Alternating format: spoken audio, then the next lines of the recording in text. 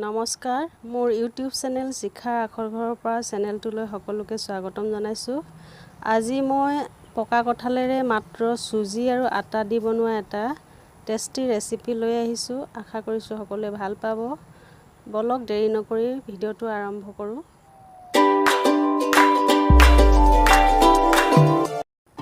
প্ৰথমে মই এটা এনেকুৱা ফুটা থকা পাত্ৰ এটা লৈ লৈছো আৰু তাতে কঁঠাল এটা মিডিয়াম সাইজৰ লৈ লৈছো আৰু এই গুটি এৰুৱাই লৈছো।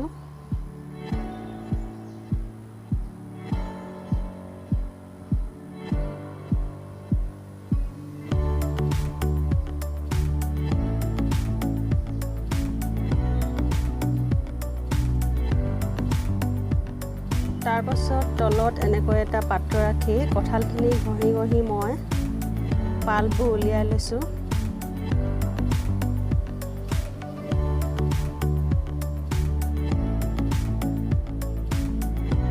কঁঠালৰ পাল্পখিনি ৰেডি হৈ গ'ল। এবাৰ ইয়াতে 2 কাপ আটা দি দিছো।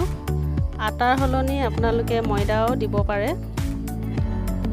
4 কাপ কঁঠালৰ পাল্প হলে ইয়াত 2 কাপ আটা দি দিব।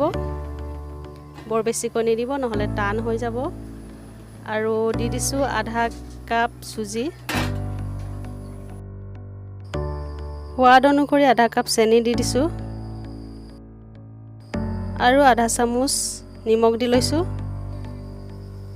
তাৰ পাছত মই এইখিনি ভালদৰে সানি লম।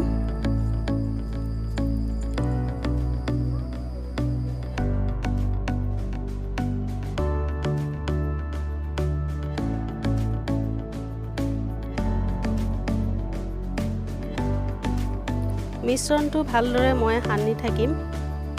এনেকুৱা ধৰণৰ হ'ব মিশ্ৰণটো, বৰ বেছি ডাঠো নহয় বৰ বেছি পাতলো নহয়।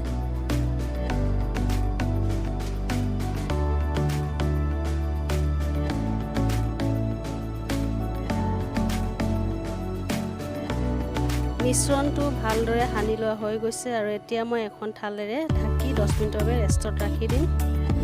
তাৰ পাছত এখন কেৰাহী ৰিফাইন তেল দি ভালদৰে গৰম হ'বলৈ দিছো। তেলখিনি ভালদৰে গৰম হৈ গৈছে আৰু এতিয়া মই গেছৰ ফ্লেমটো মিডিয়াম কৰি দিম আৰু নিজৰ ইচ্ছা অনুসৰি ডাঙৰ সৰু সাইজত মই মিশ্ৰণটো হাতেৰে দি যাম।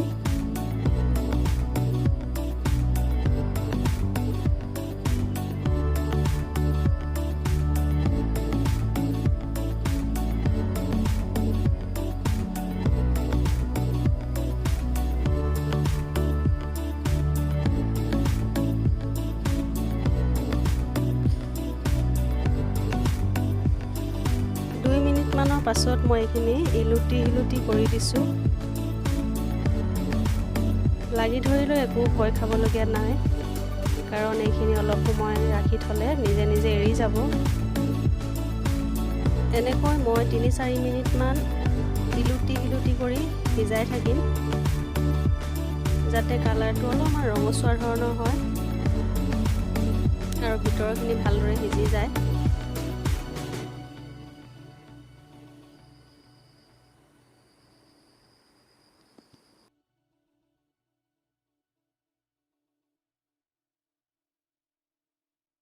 কঁঠালৰ বৰখিনি ভালদৰে সিজি গৈছে আৰু কালাৰটো ধুনীয়া হৈ আহিছে।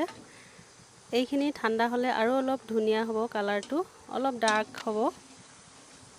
ৰেচিপিটো বাৰু আপোনালোকৰ কেনে লাগিল এবাৰ কমেণ্ট কৰি জনাবচোন আৰু লাইক শ্বেয়াৰ কৰি দিব আৰু ছাবস্ক্ৰাইব কৰি দিব আৰু কাষতে থকা বেল আইকনটো টিপি দিব যাতে মোৰ নতুন নতুন ভিডিঅ'বোৰ পাই থাকে।